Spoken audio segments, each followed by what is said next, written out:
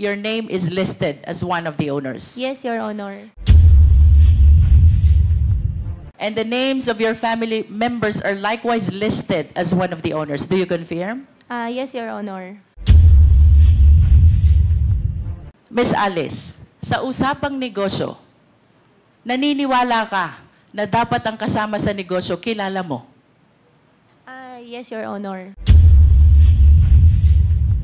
Naniniwala ka din na dapat ang kasama sa negosyo pinagtitiwalaan mo?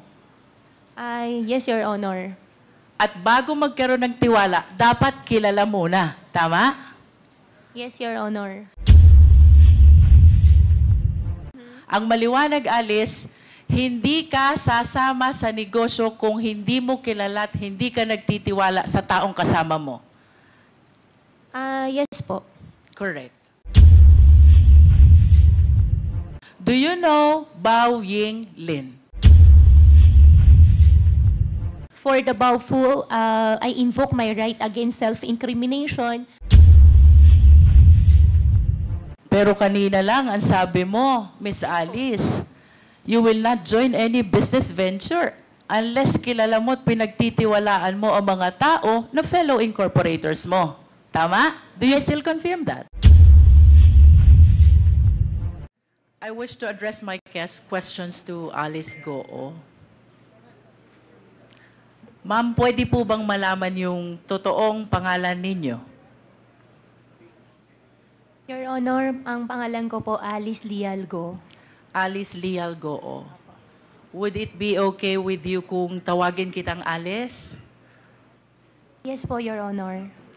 Alice, before ka na naging mayor ng Banban, gaano katagal ka nang nakatira sa Bamban? Your Honor, hindi ko po maalala yung exact years, pero matagal na po ako sa Bamban. Can you at least give me an approximate length of years? More than 10 years ba o more than 20 years? More than 20 years po. More than 20 years. And you will agree with me that 20 years stay in Bamban is really long enough. Diba? And I would assume also na imbibe mo na ang kultura, ang pamumuhay, at maging ang ugali ng mga taong nakatira sa Bamban. Tama ba ako? Can you please enlighten us? Ano ang kabuhayan doon sa Bamban 20 years ago? Your Honor, nakatira po ako sa Bamban, pero as what I mentioned din po sa Senate before, nasa loob lang po kami ng farm ng piggery, hindi po kami masyado lumalabas, pero as what I understand naman po sa municipality po ng Bamban ay farming po. Farming is the main industry in Bamban. Ma'am, if I'm not mistaken po, farming and quarry. Farming and quarry. Alin ang mas lamang? Yung bang farming or yung quarry? Your Honor, tingin ko po farming. Kasi marami pong farmers. Mas marami ang farmers kesa sa mga quarry workers. Tama ba? Yes po, ma'am. That was 20 years ago. Now let's move a little forward. 10 years ago, kumusta ang buhay sa Bamban? I believe 10 years ago, ganun pa rin po, Your Honor. Ganun pa rin. Opo. So would you agree with me if I would say, kung anong buhay ng mga taga-Bamban 20 years ago, ganun pa rin ang buhay nila 10 years ago? Yes po, Your Honor. How about before you became a mayor? Anong kabuhayan sa Bamban? Ang kabuhayan po sa Bamban, maliban po doon sa na-mention ko po na farmer, ay meron din po ibang nagtatrabaho po sa Clark as workers po. And would you say na ang buhay sa Bamban for the length of 20 years, madali ba o mahirap para sa mga mamamayan ng Bamban? What do you think? From the point of view of an ordinary resident of Bamban, bago ka naging mayor, how do you appreciate the life in Bamban? Madali ba? Masagana ba? Mahirap ba? I believe, Your Honor, hindi po madali para sa kanila at tingin ko rin po, marami pa rin po yung mahihirap. So, you will agree with me if I would say, mahirap ang buhay sa Bamban. Your Honor, tingin ko po hindi naman po lahat, pero for sure po meron po. Alin ang mas lamang, ang mahirap o ang mayaman? Your Honor, mas lamang po ang mahirap. Mas lamang ang mahirap. And soon enough, Mayor, tumakbo ka bilang mayor, di ba?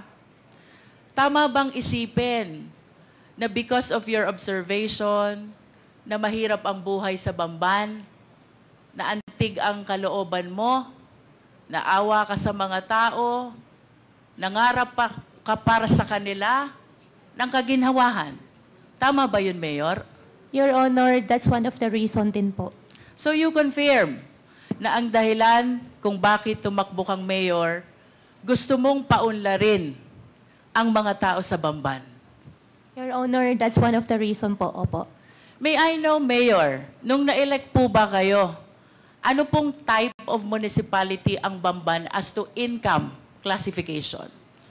Your Honor, second-class municipality po. Second-class municipality. And if you still remember, magkano ho ba ang kita ng LGU ng Bamban being a second-class municipality? Your Honor, I have no figure po and hindi ko po maalala po yung data po. But nevertheless, Ma'am Alice, you recognize the fact na iba kung hindi ka mayor, iba kung mayor ka, kung ang pag-uusapan natin ay ang pangarap mong mapaunlad ang Bamban. Tama ba yun? Opo. And the reason kung bakit ka tumakbong mayor, gusto mong paunlarin ang Bamban because you believe na pag naging mayor ka, marami kang pwedeng gawin sa Bamban. Tama ba? Opo, Your Honor. And one of these things that you can do in Bamban, you can invite and welcome investors.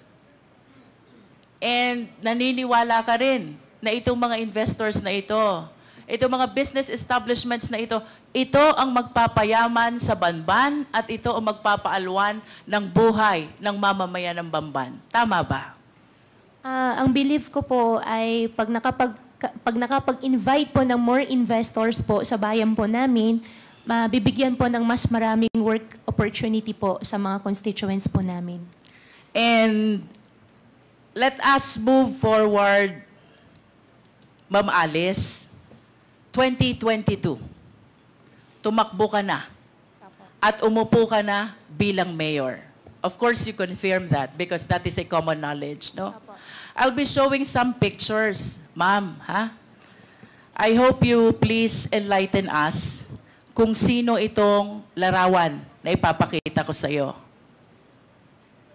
I am referring to the picture on the right of the monitor. Opo. Alice Leal Goo Bamban. Opo. Kayo po ba ito? Yes, Your Honor. And can you please enlighten us, ano po ba ang nakasulat dito sa poster na ito? Your Honor, ang alam ko po dyan, yan po ay isang newspaper po na from the, I think, Chinese community na kinakongratulate po nila. Yung daddy ko po. Yung dad ko po kasi isang Chinese. And why are they congratulating your dad who is also a Chinese? Sila po yung, since Chinese, tingin ko po since Chinese po sila, at nag-congratulate po sila through Chinese newspaper. I consulted some people who know how to read these Chinese characters. And according to them, the exact translation of these characters goes like this. Congratulations to the first Chinese mayor, Alice Leal Goo of Bamban. Ma'am, wala pong ganun nakalagay. Okay. Can we proceed to the next picture?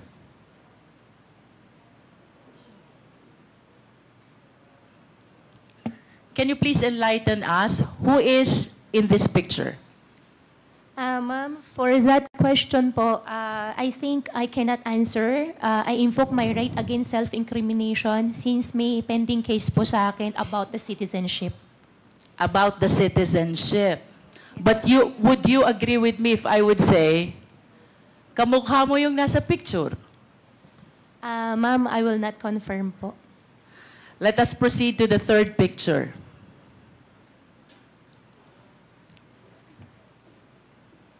The third picture is your passport from the Republic of China.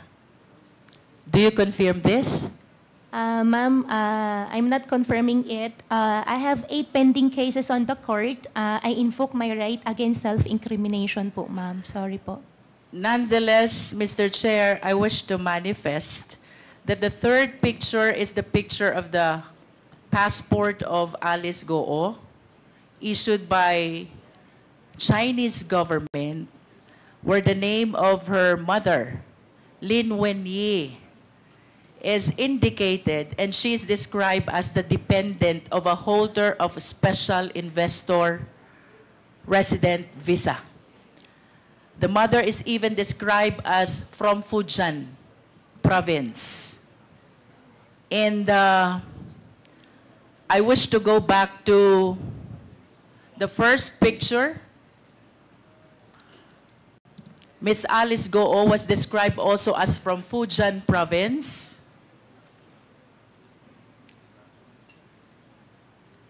And I understand that Miss Alice Guo acknowledged only the first slide and refused to identify the second and the third slide. Nonetheless, Mr. Chair, I wish to manifest that these documents are evidence to show that indeed the nationality of Ms. Guo is Chinese.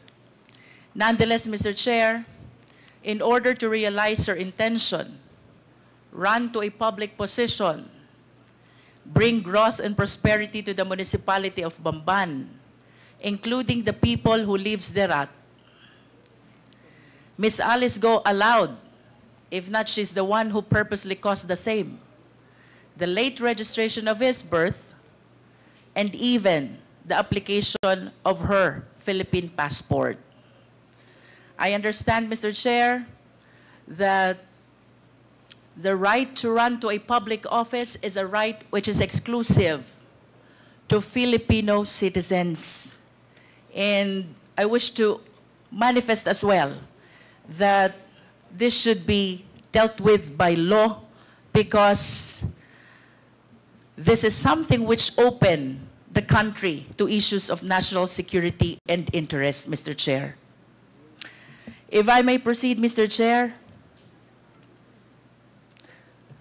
Bilang mayor, Ma'am Alice, in line with your vision, paunlarin ang Bamban, bigyan ng kaunlaran ang taga-Bamban, ano po ba ang mga kumpanya na dumating sa Bamban during your time as mayor of Bamban?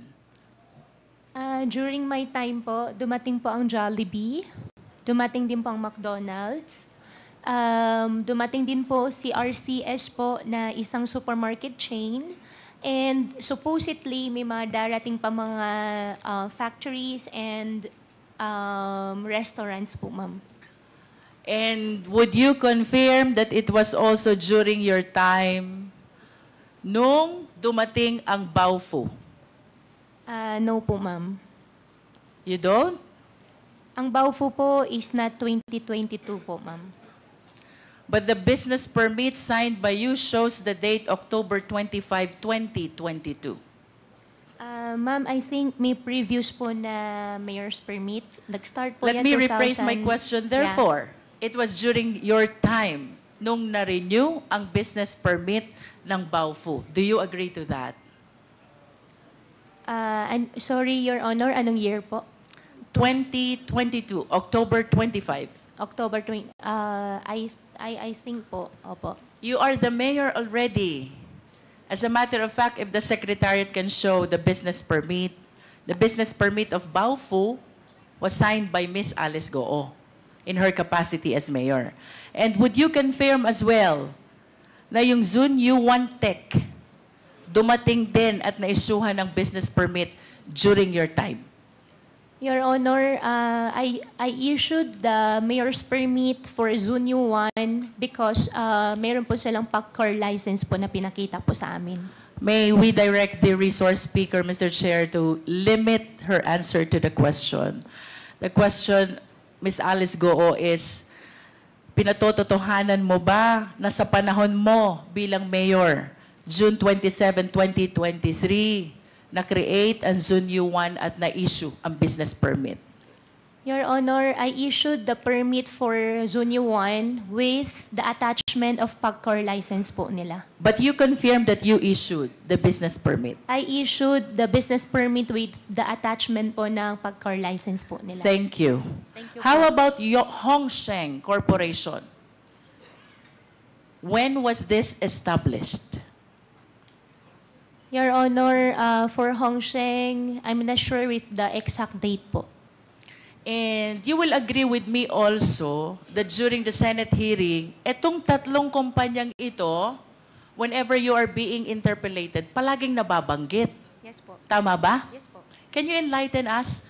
Ano po ba ang naging koneksyon, partisipasyon nyo dito sa tatlong kumpanyang ito kung bakit parating nababanggit ang mga kumpanya na to? Your Honor, I think 2018 or earlier, hindi lang po talaga ako sure sa exact year, the land of the Baofu belongs to me. And I sold... What year is that, Miss Alice? Your Honor, 2018 or 19. 2018. You are the owner of the land of Baofu. Of the land. 2018. Yeah, 18 or 19. You are not yet the mayor. I'm not yet the mayor. Okay. In 2021, I divest the entire property to the corporation po. And can you please cite the exact date when you divested yourself of your interest in Baofu?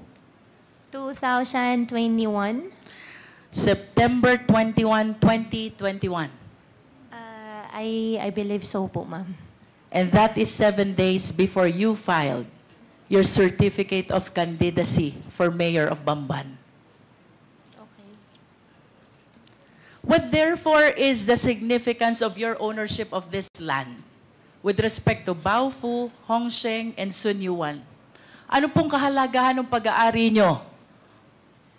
Your Honor, after year 2021, I owned the land before year 2021. After year 2021, wala na po ako pag-aari. Hongsheng, I don't belong. Zunyu 1, I don't belong din po. What therefore is the connection of Baofu with Hongsheng? Baofu and Hongsheng, as what I understand, Baofu is the property owner and Hongsheng is the licensee po. How about Baofu and Zunyuan? Baofu and Zunyuan, I think, if I'm not mistaken, the documents they showed us is Zunyuan leased the partial, I think, 3 floors of Baofu. I think we have the contract of it. In other words, Ms. Alice, even the buildings which are erected on the lands are owned by Baofu? Tama ba yun? Your Honor, I think I'm not the right person to answer, but as what I understand po, from the documents we get from Zunyu 1 before, yes po. You mentioned earlier, sometime in 2018 to 2019, ikaw ang may-ari ng lupa. Yes, ma'am. Then sometime thereafter, nilipat mo sa Baofu. We form a company. Ang pinaka-share ko is the property. Ang usapan po namin... What is the name of the company? Baofu. Baofu. Yeah. And when the initial plan was housing. However, nung ang usapan ay maglalabas na ako ng in cash, initial agreement was only the property, ang pinaka-share ko. And nung usapan ay maglalabas na ako ng pera, hindi na po ako pumayag, I divested already. And Okay. after that po, hindi ko na po alam. Matagal ka ng negosyante, Alice, tama ba? Your Honor, yes po.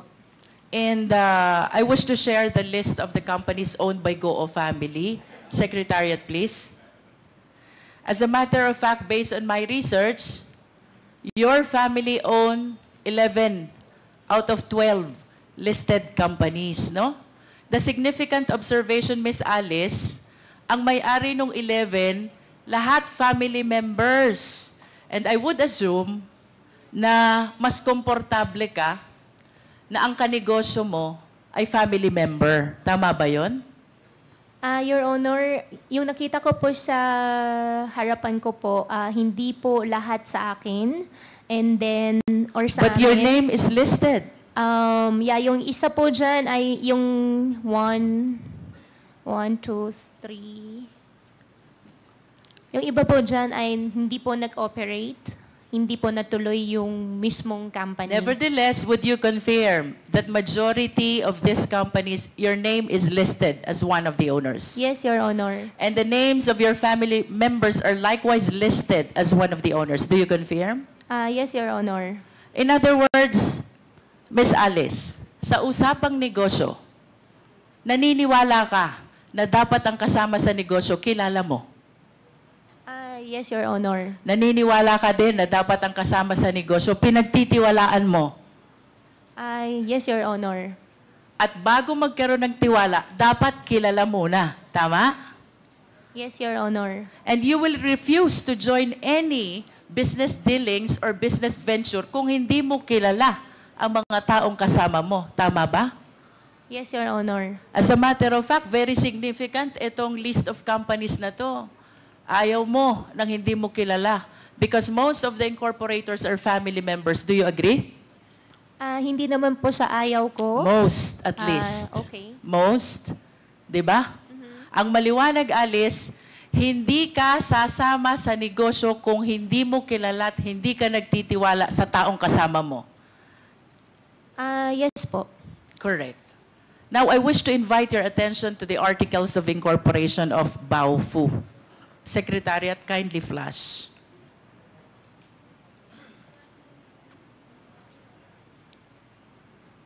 Nakikilala mo ba itong dokumentong ito?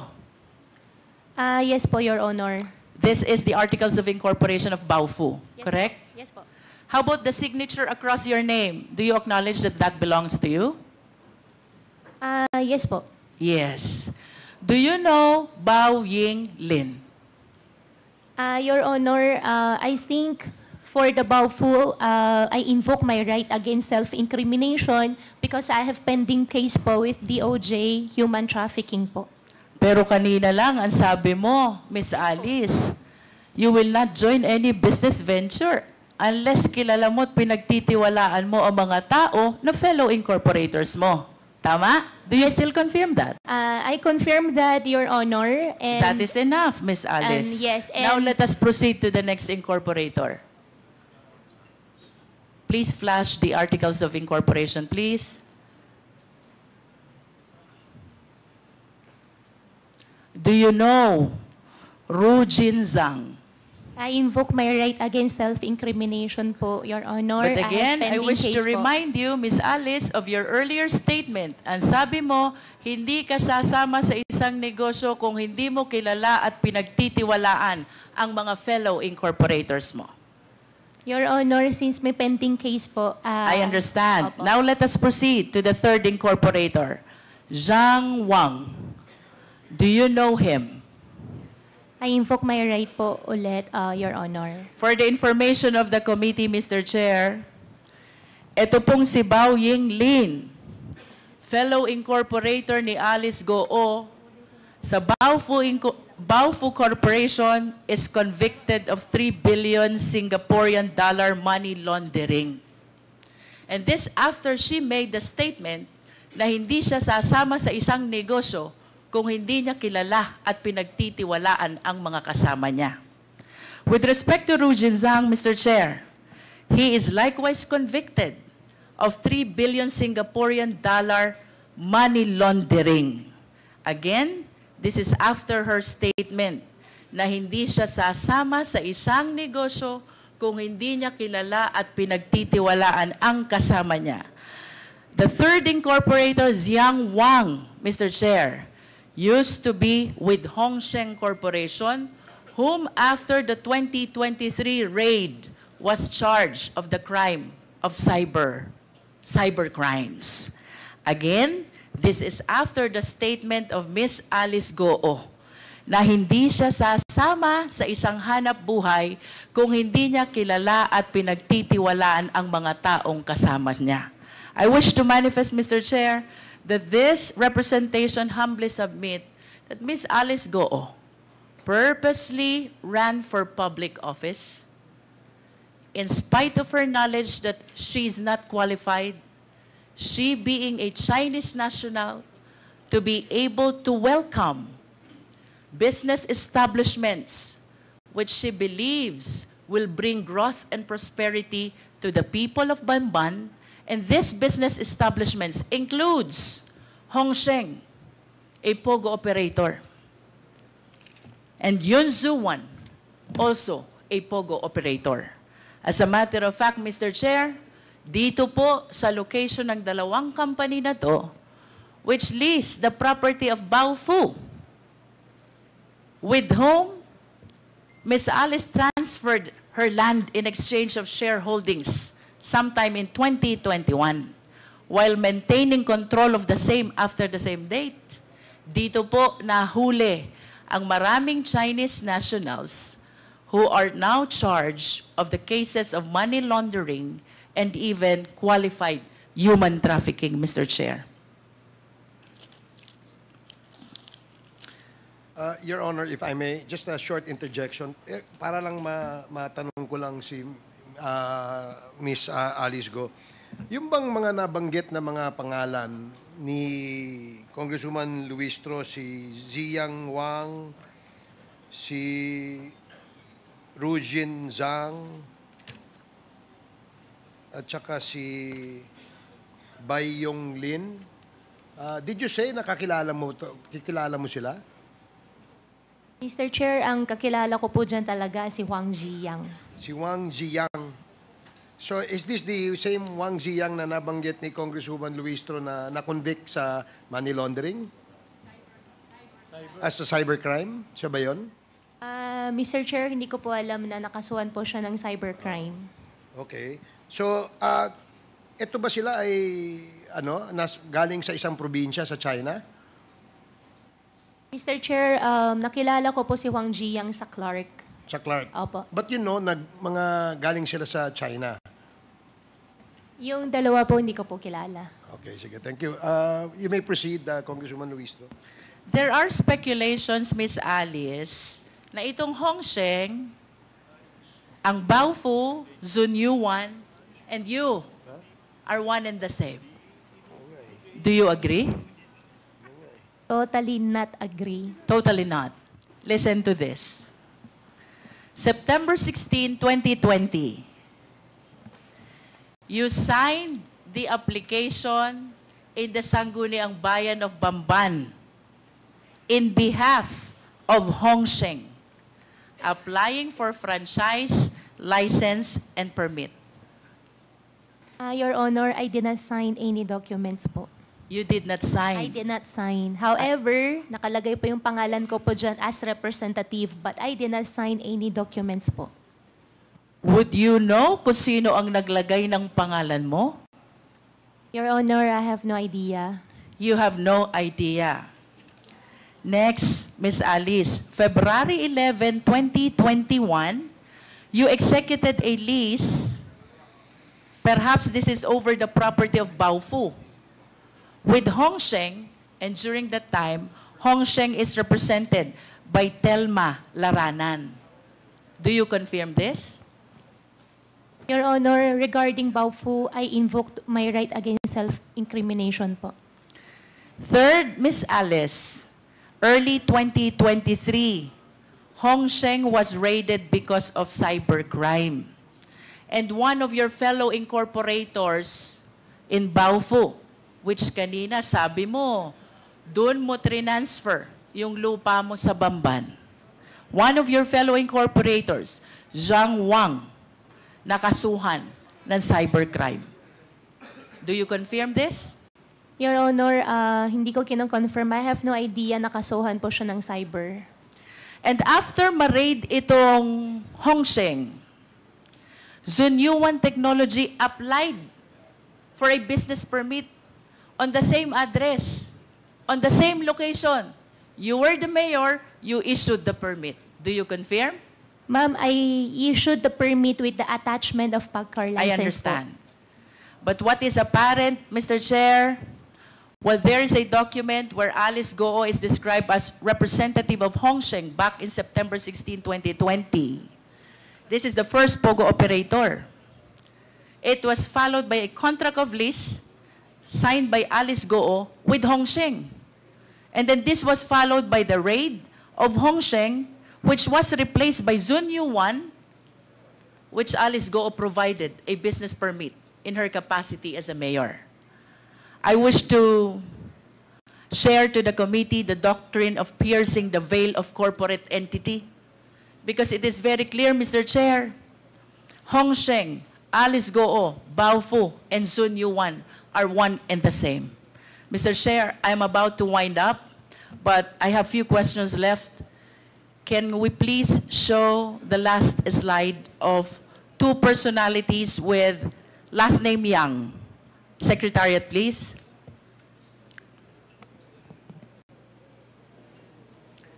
Alice, kilala mo ba to? Your Honor, hindi po. Can we flash the next picture? How about this picture? Your Honor, hindi po. Hindi ko rin po nakita, hindi ko po siya kilala. The first picture is Michael Yang, and the second picture is Hong Jiang Yang.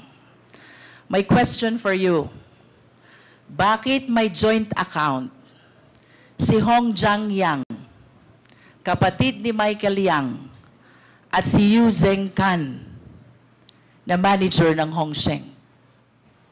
Your Honor, hindi ko po alam yun. To wind up, Mr. Chair, I wish to make a very short manifestation. This representation might sound repetitive already, but it is apparent that this long chain of perpetration of the crime started with the abuse in the late registration of birth. Ms. Alice Guo was able to procure a birth certificate from the Philippines and even the Philippine passport, which paved the avenue for her to run to a public office. I urge the House, let us strengthen our rules, because if the loose rules on Filipino citizenship, including the rights attached to it, which must be exclusive to Filipino nationals, then we will be at the behest of the perpetrators of illegal activity. To add, Mr. Chair, the fictitious birth certificate even paved way to solicit identification cards from different government offices. That includes the DFA, the BIR, the LTO, and the similar government offices, Mr. Chair. Second, Mr. Chair, the layering by way of registration of various documents, making it appear that they are legit corporation, makes it harder for the Philippine government to verify and even monitor the illegal activities of these foreign nationals, Mr. Chair. So I wish to suggest that we install a monitoring system with the SEC. We wish to recommend to the SEC that they install a monitoring system to make sure that the application for registration is legit, the operation is genuine, and the location is indeed existing. Third, Mr. Chair, illegal activities and illegal POGOs will not proliferate if they are not able to transfer money. So I humbly suggest as well, Mr. Chair, that we tighten our rules on anti-money laundering. Hindi po sila makakapag-perpetrate ng illegal activities if there are no funds which will fuel their illegal activities. I submit, Mr. Chair. Thank you, Congresswoman Luistro.